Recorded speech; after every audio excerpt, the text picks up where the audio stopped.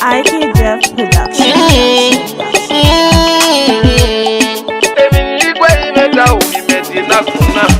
Èmi ní kwe ìmẹ́ta, sanera me kiese me o.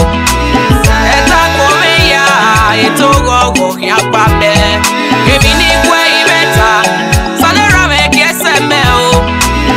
Eta kome ya, eto gogo ki akpabe.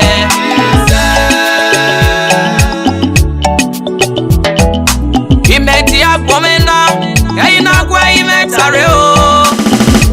Sagbona iweti me yangogo imedi akomena inakwe imetare we mega sagbona ebina yanya kon ropa ibeme mega sagbona baba ti kan bie munya gbe o mega sagbona ti ga bo wa no mo se mega sagbona baba ti mega vedo poto ebina gogo yi egi fogo wame Emi na gogo yi egi fobi ki o wame Egi ekpegbe papa uke wogo meme o Egi ekpegbe baba uke la we mi no da meme Emi ni kwe imeta sanera me kiese me o Eta kome ya eto gogo ki akpabe Emi ni kwe imeta sanera me kiese me o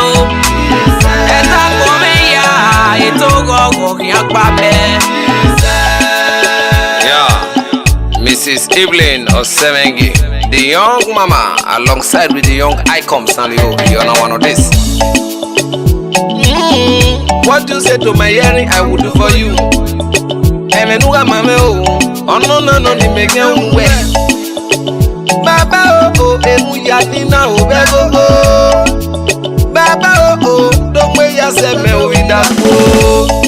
Nagbonbeke na lekpe me do aruwe no papa wuyae.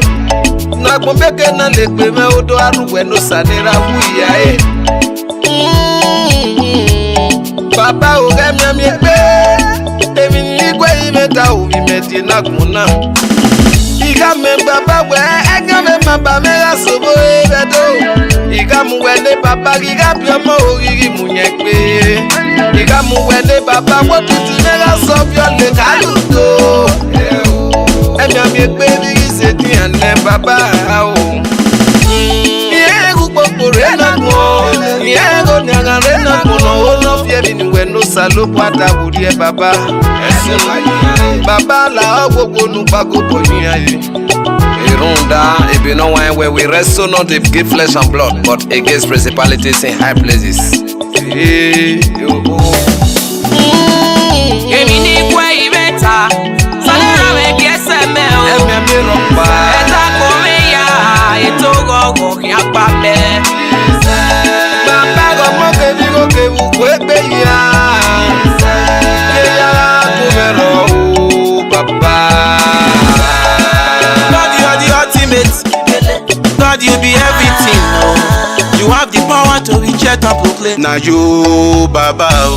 When you are said there's a consider, you have the power to say there's a lifting up. Emi ya no backbone, no the imi obo ye, Baba. That's why me not the fear at all. That's why me not the shame at all. Baba God, you too much shame. Now you be my Papa, oh. That's why me not the fear at all. That's why me not the shame at all. Baba God, you too much shit. Now you be my Papa, oh.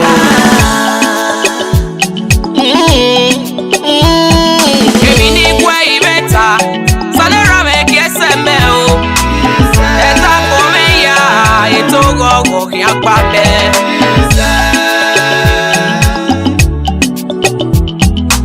Iwa serio baba, igele me no wese no ma o.